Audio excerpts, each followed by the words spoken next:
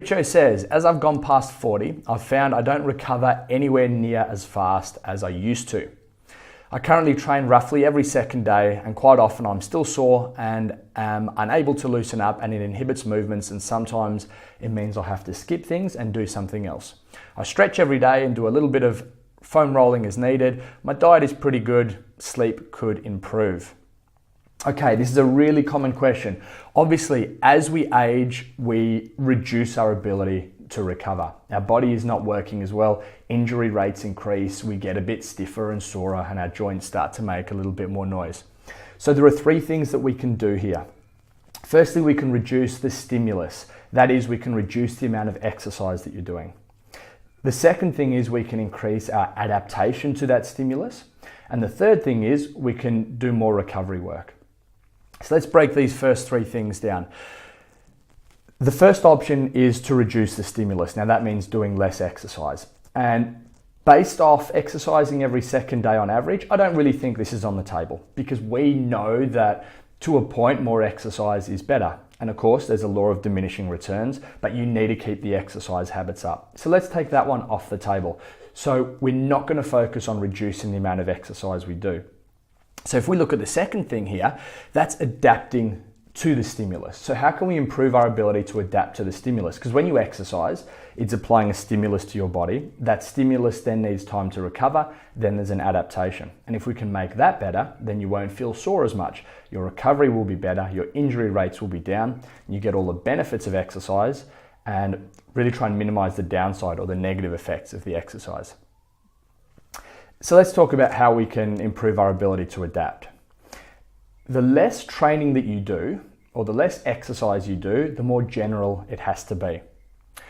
If you focus on quite niche areas, so maybe you do a session and it's all squats, or you do a session and it's all deadlifts, or a session that's maybe all body weight work. If you're doing this, and if you're doing this niche training, your body is having a large stimulus placed on it, and it's overloading one very certain movement.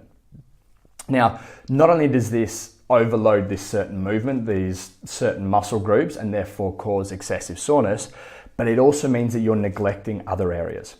So if we use that example, if you're doing a lot of squats in a session, it means there are a whole bunch of other muscle groups, a whole bunch of other time domains, a whole bunch of other different types of exercise, which you aren't doing. So if you're doing this niche specific training, focusing on very small bands of movements, of muscle activation patterns, of energy systems in your body, it might be 2 or 3 weeks between these bouts of similar sort of movements. And if you're doing that, 3 weeks later, your body has adapted and then it's lost some of that ability. You then have to apply the stimulus again and you get excessively sore again. So instead of focusing on lots of squats, and then lots of running, and then lots of body weight work, you want to try and combine these elements into one training session. It means you can get the maximum effect, but you can also keep that stimulus high across broad domains of exercise to ensure that the soreness is not going to be extravagant, is not going to be over the top, because you're able to stay at a high point throughout your entire training program. Probably the most important thing for you here in terms of increasing our ability to adapt to it is our ability to be consistent. So more important than the amount of time you spend training, even more important than the number of sessions you're doing per week or the intensity, is consistency. And I'm not talking about consistency over a week, but over months and over years. Again, if we can keep ourselves at a 7 out of 10, just training at a 7 out of 10, it's infinitely better than being at a 10 out of 10 for a few weeks and then down to a 2 or a 3 out of 10 as our consistency drops. Now, the third thing that we talked about here to maximize your ability to train without being excessively sore, without putting too much stimulus on your body that it impacts your life, is your ability to recover. Now, I've talked about this before, but I just want to run you through a quick checklist of the main things that you should be doing to be able to maximize your recovery. So this is just your quick and dirty. Am I doing these things? Is there an area that I'm neglecting? If there is, it tells us that this is what needs the most work. So firstly, you communicate with your coach. If you do start to get some soreness and some niggles, let them know and we can mix things up a little bit. Secondly, you prioritize mechanics.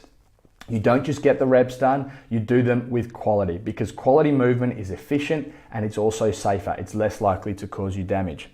Thirdly, before every session you do a specific pre-exercise routine. This acts to prepare your body for the training that you're about to do. Now, this should include some active movements like arm swings and leg swings, which emulate the movement patterns that you'll see in the exercises that you're completing for that day, and also some activation work to turn the muscles on so you're able to stabilize the body, and again, it'll reduce your chance of injury and excessive soreness. You should be looking at your post-exercise routine. What are you doing immediately following your exercise? You should be having some protein, some glucose, and what that will do is help to kickstart that process of protein synthesis, to repair your muscles, to reduce the soreness, and having the glucose is going to stock up your liver with what's called glycogen, which is going to help to almost recharge your batteries and give your body the fuel it needs to help with your recovery.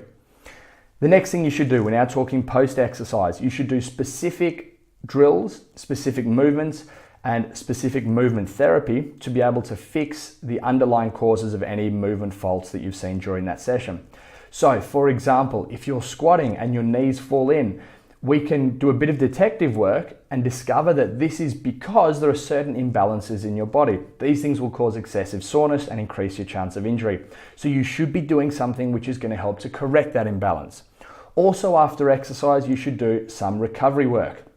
Some sort of deep tissue work, some sort of fascial work, something which is going to help to turn the muscles off, to help to promote your recovery through the muscles and also reduce soreness, things like foam rolling.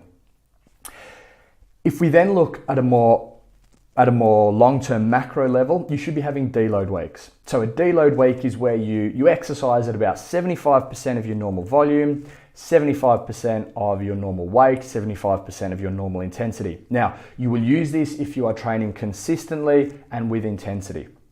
For most people, they don't need deload weeks because their life automatically inserts them. Maybe you're going away on holiday, maybe you're sick and you're not able to exercise for a few days.